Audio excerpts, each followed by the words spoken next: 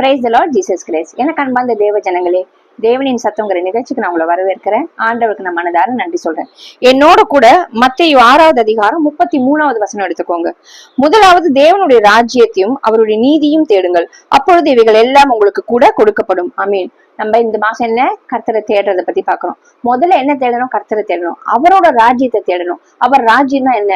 அவரோட ராஜ்யத்துல பரிசுத்தம் இருக்கும், அன்பு இருக்கும், அவர் நீதி உள்ள தேவன். அவர் எப்படிப்பட்டவரோ அப்படிப்பட்ட ராஜ்யம் தான் தேவனுடைய ராஜ்யமா இருக்கும். அது எப்படி?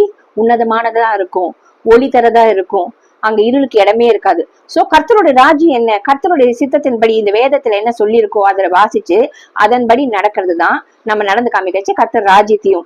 தேவனாக இயேசு கிறிஸ்து தான் ஜீவனுள்ள தேவனும், அவருக்குள்ள ரட்சிப்புக்குள்ள வரவும், அவர் நம்ம பாவத்தை மீட்கவும், நம்மள பாவத்துல இருந்து அடிமைத்தனத்துல நம்ம மீட்டு எடுக்கிறதுக்கு தான் வந்தாரணும். நம்ம பாவத்தை அவர் ரத்தத்தினால கழுவி சுத்திகரித்தான் விசுவாசிச்சு கர்த்தராக இயேசு கிறிஸ்துவ சொந்த ரட்சகரா ஏற்றுக்கொள்ளச்சு நம்ம கர்த்தருடைய ராஜ்யத்துக்குரிய ஜனங்களா, பிரஜைகளா, அவர் பிள்ளைகளா மாறணும்.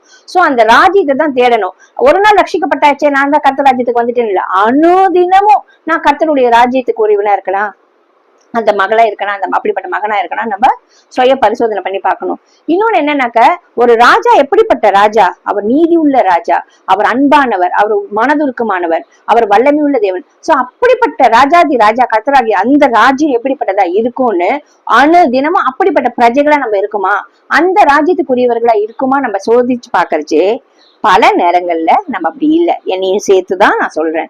சோ நம்ம என்ன பண்ணணும்? கர்த்தருக்குள்ள அனுதினமும் அப்படிப்பட்ட பிரஜைகளா மாறுறதுக்கு நம்மள ஒப்பு கொடுத்து ஒவ்வொரு நாளும் அவர் ராஜ்யத்தையும் அவர் நீதியும் தேடுச்சு நமக்கு மத்தது என்னெல்லாம் தேவையோ இந்த உலக பிரகாரமா பூமிக்குரியது அதெல்லாம் தானா கூட வரும். உங்களுக்கு பணமா இல்ல குடும்பமா இல்ல எது வேணுமோ அதெல்லாம் ஆட்டோமேட்டிக்கா கூட வந்துடும். ஆனா முதல்ல கர்த்தர் ராஜ்யத்தையும் அவரோட நீதியும் தேடுச்சு மற்றவர்கள் எல்லாம் உங்களுக்கு ஆட்டோமேட்டிக்கா கொடுக்கப்படும். உங்களுக்கு சொந்த வீடு கட்டணும், பிள்ளைகளுக்கு கல்யாணம் பண்ணணும், படிக்கணும், என்னென்னமோ இருக்கும், அதெல்லாம் ஆட்டோமேட்டிக்கா வந்துடும். முதல்ல தேவை கர்த்தர் ராஜ்யம் நீதியும். ஆமீன். வாங்க நம்ம ஜெபிக்கலாம். எங்கள் அன்பின் பரலோக தகப்பனே, உம்மை துதிக்கிறோம், ஸ்தோத்திரிக்கிறோம்ப்பா. முதலாவது கர்த்தர் ராஜ்யத்தையும் நீதியும் தேடும் போது மற்றவர்களெல்லாம் கூட கொடுக்கப்படும் என்று ராஜா. ஆண்டவரே, நாங்கள் என்று ஒரு நாள் ரட்சிக்கப்பட்டாயிற்று என்று அல்ல ராஜா, ரட்சிக்கப்பட்டும் தினமும் ஜீவனுள்ள தேவன், ராஜாதி ராஜா, யூதாகோத்தின் சிங்கம் ஆண்டவரே நீர். ஆண்டவரே, உம்முடைய பிரஜைகளாக, உம்முடைய ராஜ்யத்தை தேடுகிறவர்களாக, உம்முடைய ராஜ்யத்தை கட்டுவர்களாக, ஆண்டவரே கர்த்தராக இயேசு கிறிஸ்து தான் ஜீவனுள்ள தேவன் என்று, ஆண்டவரே நீர் ஜீவனுள்ள தேவனாய் இருக்கிறீர் என்று அதற்கு நாங்கள் சாட்சிகளாக வாழ்க்கை வாழும்படியாக கேட்டுக்கொண்டிருக்க தேவ ஜனங்கள் ஒவ்வொரு முதலாவது கர்த்தர் ராஜ்யத்தையும் நீதியும் தேடும் போது ஆண்டவரே அவர்கள் வாஞ்சியோடு இருக்கிற அவர்களோட காரியங்கள் எல்லாம் பூமிக்குரிய அத்தனை நன்மைகளும் ஆசீர்வாதம் மற்றவர்கள் எல்லாம் கூட கொடுக்கப்படும் என்று வேதம் சொல்லியிருக்கு ராஜா. ஒரு நாளும் நீ பொய் சொல்ல மனுஷன் அல்ல, மனமாற மனுப்புத்தன் இல்ல.